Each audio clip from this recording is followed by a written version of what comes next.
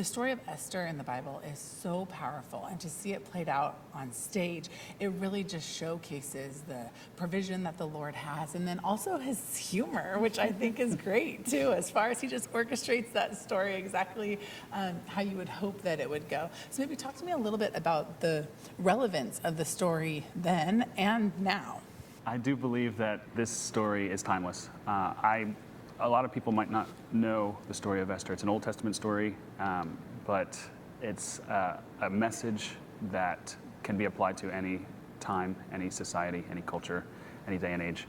And there is humor in it. I do believe that God has a sense of humor, and not because he's putting jokes in play, but because we're so unaware of his plan.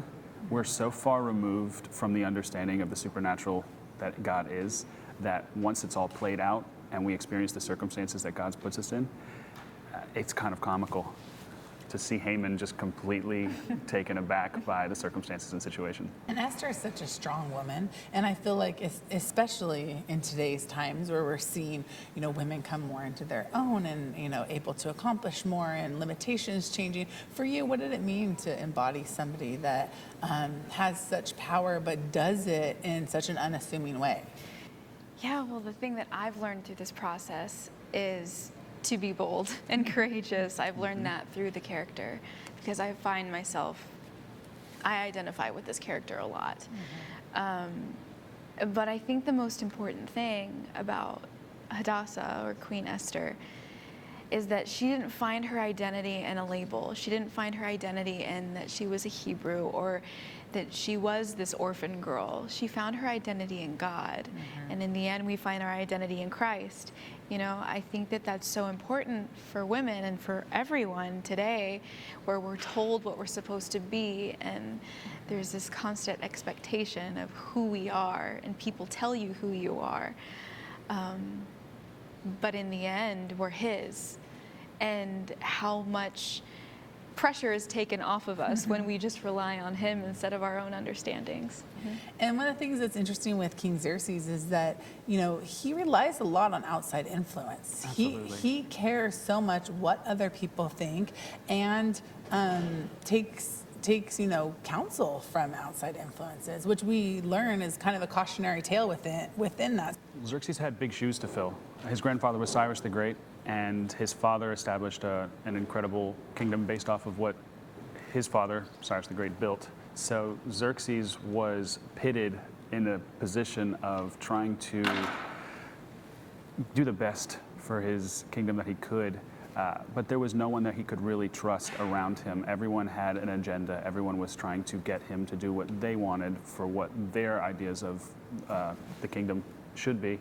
And Xerxes was an emotional person, as we can see. Historically, it says, like in our show, Queen Esther, he whipped the sea when his fleet sank, he killed his own generals, he burned the city of Athens to the ground, and then rebuilt it 3 days later. He was an incredibly emotionally driven person, drastic decision making.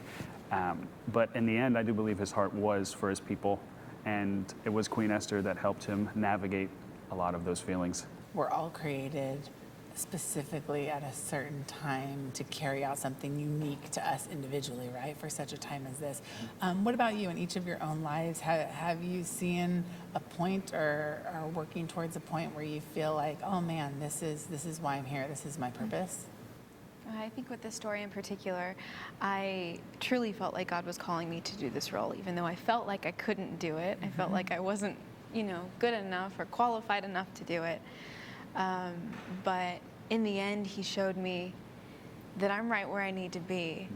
And even when I feel like I can't, I'm able to be a vessel for him and touch so many lives. All of us are.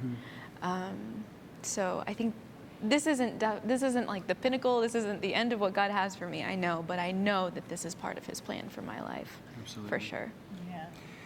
Yeah, I wasn't ever thinking that I would be a part of a ministry like this. I wanted to obviously do music, and I have a passion for performing, but as far as coming to Sight and Sound, I couldn't have anticipated that I would be a part of it. And once I got here, It wasn't about the singing or the acting or the performing. It's about just being an effective storyteller to tell these stories, such as Queen Esther, in the best way that I can with my capabilities to affect change in people's lives that come to see our story, come to experience these characters in this show, Queen Esther.